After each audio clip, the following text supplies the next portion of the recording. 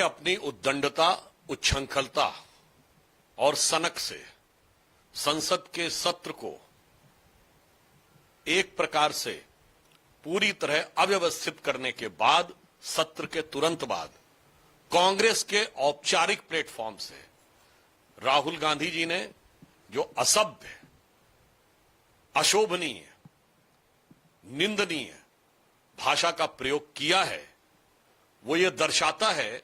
कि शायद अब कुंठा में राहुल गांधी सभी प्रकार की पराकाष्ठाओं को पार करते चले जा रहे हैं। प्रधानमंत्री जी के प्रति जो शब्द प्रयोग हुआ है वो ये दर्शाता है कि पहले संसद का सत्र और संसद सत्र के बाद कांग्रेस का यह मंच, अब दिखाई पड़ता है कि कांग्रेस पार्टी और राहुल गांधी देश के लोकतंत्र के लिए और स्वस्थ लोकतंत्र के लिए एक चुनौती बन के खड़े हैं। और कल का दृश्य इस मामले में ही महत्वपूर्ण है। ये दो लोग गले मिल रहे थे भारत की विदेश नीति के ऊपर अत्यंत अशोभनीय टिप्पणी करने के बाद। एक वो संदीप दीक्षित, जिन्होंने ये बोला था कि भारत का सेना अध्यक्ष सड़क छाप गुंडा है, और दूसरे वो राहुल गांधी, जिन्होंने जेएनयू में जाके भारत तेरे टुकड़े होंगे इंशाअल्लाह कहने वाले लोगों का समर्थन किया था। देश की जनता को समझना चाहिए कि ये दो लोग, जो भारत की सेना अध्यक्ष को सड़क छाप गुंडा कहने वाला और एक भारत तेरे टुकड़े होंगे इंशाअल्लाह कहने वालों का समर्थन करने वाला, मिलकर मां भारती के उस सपूत प्रधानमंत्री नरेंद्र मोदी जी के लिए इतनी अभद्र गालियां बक रहे हैं कि लगता है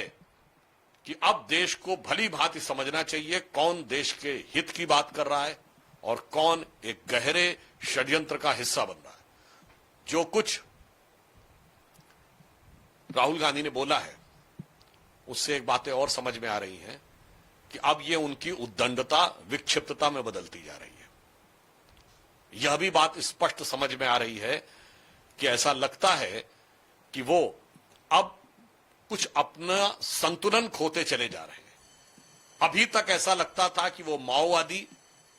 और मुस्लिम लीगी नेताओं के साथ कंपटीशन कर रहे हैं। अब ऐसा प्रतीत होने लगा कि शायद वो गालीबाजी और गालीबाजी की रीलबाजी करने वाले कॉमेडियंस के साथ अपना कंपटीशन कर रहे हैं। आज देश को यह तय करना है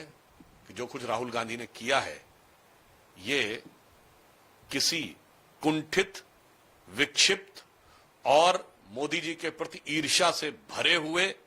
पक्की दाढ़ी वाले, चिर व्याकुल नौजवान की बचकानी हरकत है